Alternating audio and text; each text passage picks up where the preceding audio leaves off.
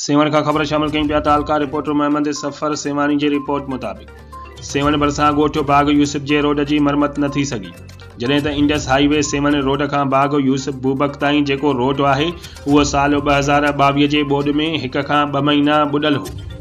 जॾहिं त ॿोॾ ख़त्म थी मस त वरी उन रोड ते ॻरी ट्रैफ़िक जहिड़ो पथरनि सां भरियल ट्रकूं, वारीअ सां भरियल ट्रकूं ऐं पथरनि सां भरियल टालर हलण करे रोड हंधा हंधा ॾरी पियो आहे। पर सिंध हुकूमत जी हाईवे खाते जे उन रोड जी मरम्मत लाइ के बि उपाउ न वरिता विया आहिनि, जॾहिं त हिन रोड सां बूबक शहर ऐं मंछर ढंढ खां वठी सेवण ताईं जेका बि आमदोरफ़्त आहे उहा हिन रोड सां आहे, जॾहिं त हिन रोड जूं साइडियूं पिणु खारी वयूं आहिनि, जिन जी बि हाईवे खातो सेवण मरम्मत न कराए सघियो आहे, जंहिंजे करे दे बाग यूसुफ जे रहवासन निगरान हुकूमत सिंध खां मुतालबो कयो त खुदारा कुझु कयो,